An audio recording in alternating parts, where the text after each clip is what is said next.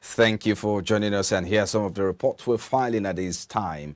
I am Frank Omalape. Now, the federal government has developed and issued an insurance guideline to drive the retention of oil sector financial spending in Nigeria and help reverse capital flight. Speaking at the ongoing Nigeria Oil and Gas Conference in Abuja on Monday, the Executive Secretary, Nigeria Content Development and Monitoring Board, Simbi Wabochi, said the guideline was by the law. He said with regards to insurance of assets and liabilities in the oil and gas industry, Sections 49 and 50 of the Nigerian Oil and Gas Industry Content Development Act 2010 state that the requirement for players in the Nigerian oil and gas activities and the need to engage local insurance companies for insuring their assets, liabilities, and so on. Wabochi said, quote, the guideline will contribute significantly towards promoting development of insurance services in the country, and it will also drive the retention of financial spending in Nigeria, thereby contributing towards reversing capital flight. He further explained that the guideline will also help to create a database of all insurance programs procured by operators, project promoters, alliance partners, and Nigerian indigenous companies to enable the board to monitor the utilization of in-country insurance capacity. He added that the directorate saddled with the responsibility of interpreting and enforcing the guideline will be reaching out to players in the sector shortly to provide support and clarity to bring all parties into compliance. And now the value of solid minerals import rose by 74.39% from 23.56 billion naira in the first quarter of 2021 to 41.09 billion naira in the same quarter in 2022. This is contained in the first quarter of 2022 Foreign Trade Statistics Report of the National Bureau of Statistics. Solid mineral imports were dominated by plasters of calcined gypsum or calcium sulfate imported from Turkey worth 6.87 billion naira and China valued at 1.87 billion naira. Other products imported under this category were sought for human consumption from Namibia, which is equivalent of 5.87 billion, and Tunisia 1.14 billion, and gypsum anhydrite by 5.72 billion from Spain. The Minister of Mines and Steel Development, Olamilekan Adegbite, recently described Nigeria as blessed with 44 different types of minerals in its commercial quantities in over 500 locations in the 36 states and the Federal Capital Territory. Some of the minerals include byrite, qualane, gypsum, feldspar, limestone, coal, bitumen, lignite, uranium, gold, cassiterite, columbite, iron ore, lead zinc, copper, granite, laterite, sapphire, tourmaline, emerald, topaz, amethyst, and garnet. However, the minister also said that Nigeria and other African countries were suffering from the underutilization of mineral resources despite huge deposit. The minister said, undeniably, Nigeria's mineral sector offers robust economic potential for diversification of the nation's economy, yet the country, and indeed many other African countries, have continued to suffer underutilization of their mineral resources. And in the meantime, an analyst has justified the current wave of divestment hitting the nation's oil and gas industry, stating that various reasons for the move. The federal government had described the divestment by the IOCs as a threat to the oil industry, while challenging the indigenous oil producers to see the IOC's divestment as an opportunity for Nigerian firms operating in the space to take advantage of the development. Oil and gas analyst Bala Zaka, who spoke earlier in the day on IBrandTV's Business Breakfast show, highlighted insecurity, vandalism, and the lack of profit as the major challenges faced by the international oil companies, OIC. Put a pregnant phrase like business climate hostility. The first thing that is happening is this: they are experiencing insecurity. A lot of them are having issues with insecurity. Their staff are being killed in the field. They are losing their equipment. They are also having problems with thieves and vandals. When you hear people talking about all those illegal refiners and refineries, like I keep saying, those people are not even illegal refiners because they don't have refineries, they are thieves.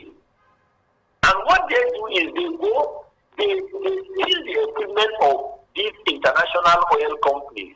They break the pipelines, and in the process of breaking the pipelines, the investors may lose the gas there, or they may lose the crude oil or whatever product that is in the pipelines. So those are the things that are happening. Then apart from that, again, sometimes there is what we call delay in contract cycles. Sometimes it takes a very long time before they get approval for licenses. And for somebody who collected loans, the banks will keep, interest will keep piling in the banks or in where your creditor is. And for those who are relying on shareholders' funds, the shareholders will keep calling the directors and saying, we are not seeing dividends. In a bid to boost the adoption of sustainable climate-smart agriculture and renewable energy in Nigeria and grow the country's economy, the European Union has unveiled the Team Europe Initiative TEI Nigeria Green Economy project committing about 1.3 billion euros. The project was inaugurated by the European Union Ambassador to Nigeria and Economic Community of West African State, Samuela Isopi, at the 8th European Union Nigeria Business Forum tagged Nigeria and the new economy in Lagos. According to Isopi, the initiative, which aims to improve the competitive advantage of Nigeria's agriculture and energy sectors, consists of 60 projects to be completed by 2027. She noted that the project objectives would be achieved through the collaborative efforts of the European Union member states, which includes Denmark, France, Germany, and the Netherlands, private and public sectors and development financial institutions.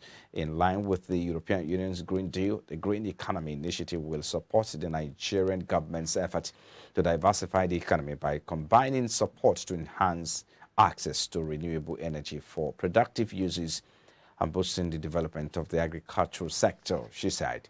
Meanwhile, she reiterated the European Union's commitment to partners with other member states interested in supporting the growth of Nigeria's economy.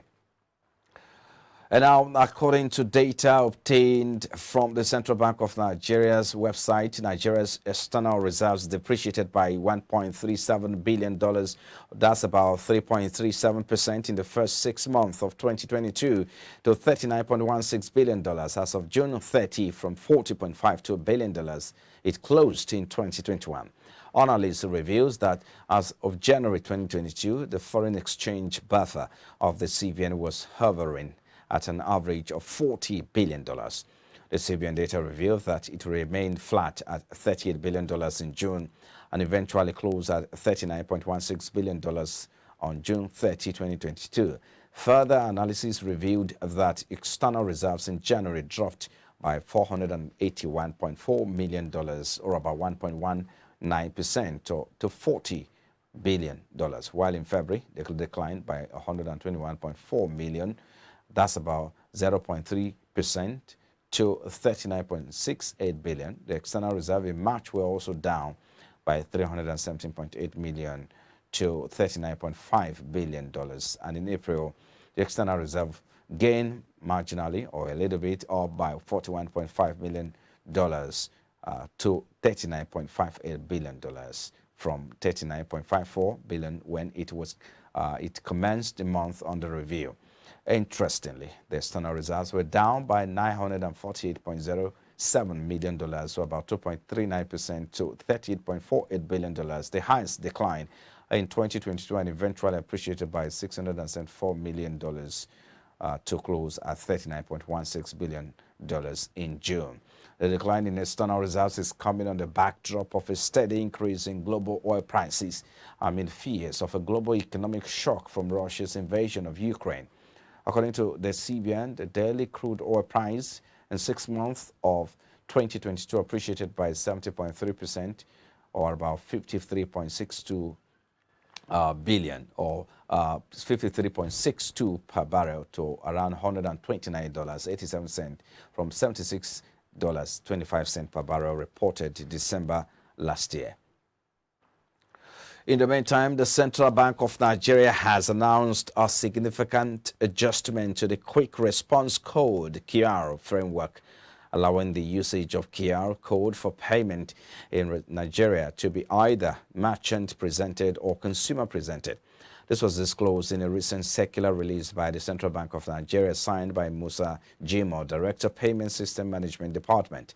The CBN stated that the QR code framework was introduced to promote the deployment of an innovative product. The Central Bank of Nigeria, in furtherance of its efforts to promote the deployment of innovative products in the Nigerian payment system, issued the framework for quick response code payment in Nigeria in January 2021. The CBN said CBN added that the following in consultation with various stakeholders on ways to enhance the flexibility offered by the use of QR codes in payment.